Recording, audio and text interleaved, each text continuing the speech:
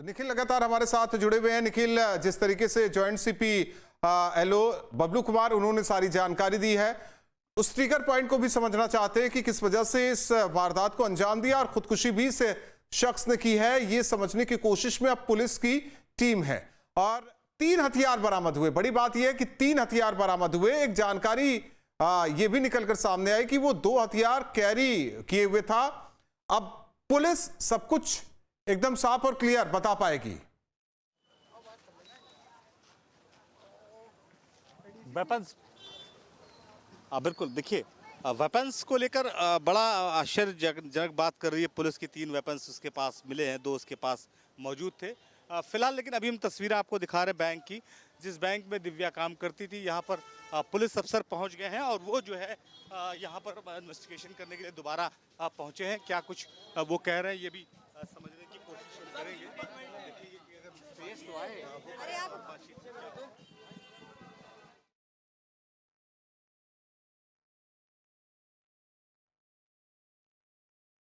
तो एक बार फिर से पुलिस की टीम जो कि बैंक पहुंची हुई है, ये तस्वीरें आपको दिखा रहे हैं। हालांकि मीडिया से मुखातिब होते हुए पुलिस के अधिकारियों से पहले आप joint CP law and order Bablu Kumar को सुन रहे थे लखनऊ। तो ऐसे में कई चीजें अब समझनी होगी। ये भी जानना होगा कि 3 हथियार, जो ये जानकारी निकलकर सामने आई कि 3 हथियार बरामद किए गए हैं उसके घर से, और भी कमरों की जांच पड़ताल की जा रही है। जिस किराए के मकान में मानस रह रहा था, जांच पड़ताल की जा रही है क्या और भी हथियार, और वो उस ट्रिगर पॉइंट को, और दूसरी ओर जो स्टेटस, मोबाइल स्टेटस आया है, इसे लेकर भी अब पुलिस का जांच का दायरा बढ़ेगा, क्योंकि कई चीज इसमें निकलकर सामने आई है। दिव्या की बहन का जिक्र किया गया है इसमें, और ये अब जानने की कोशिश, ऐसा क्या हुआ कि तलाक तक नौबत पहुंची, और तलाक तक नौबत पहुंचने के बाद आखिर जब रजामंदी तलाक तक बन गई थी, मामला कोर्ट तक पहुंचा था, तो ऐसा क्या कुछ हुआ कि मानस ने आत्मघाती कदम उठाया, पहले पत्नी और बहन की हत्या की। लेकिन यह समझ में आता है कि पति पत्नी के बीच विवाद, तो ऐसे में अपनी बहन की हत्या मानस ने क्यों की, यह भी अभी जानकारी निकलकर सामने नहीं आ पा रही। पुलिस का कहना है कि जांच पड़ताल की जा रही है। तो ये एक ऐसा केस है जिस पर सभी की नजर है, हाई प्रोफाइल केस लखनऊ का, क्योंकि जिस जगह ये वारदात हुई है काफी पॉश इलाका है लखनऊ का ये हिस्सा, और दिन दहाड़े वारदात हुई है। तो ऐसे में पुलिस भी फूक कर कदम उठा रही है, हर एक जानकारी हासिल करना चाहती है। जांच पड़ताल की जा रही है कैसे हथियार लाता है मानस, और एक नहीं 3 हथियार, यानी कि पहले से ही उसका इरादा था, क्योंकि ये अवैध हथियार बताया जा रहे हैं, लीगल हथियार बताया जा रहा है।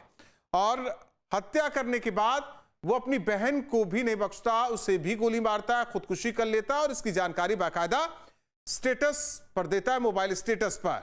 और अब पुलिस इस पूरे मामले की जांच पड़ताल में जुटी हुई है। जानकारी जो निकल कर सामने आ रही है, और जो जांच की बात कही जा रही कि वो कौन सा ट्रिगर पॉइंट था जहां से इसने ये आत्मघाती कदम उठाया, ऐसा क्या हुआ था, ये हर कोई जानना चाहता है कि मानस ने ऐसा कदम क्यों उठाया। पहले पत्नी की हत्या करता है बैंक के सामने, जिस बैंक में उसकी पत्नी काम करती है, बाहर बुलाता है, 2 गोलियां मारता है, और इसके बाद घर पहुंचता है, अपनी बहन को भी गोली मारता है, खुदकुशी करता है। तो कई चीजें हैं, कई सवाल है। अभी भी हर एक सवाल का जवाब जानने की कोशिश में पुलिस की टीम जुटी हुई है।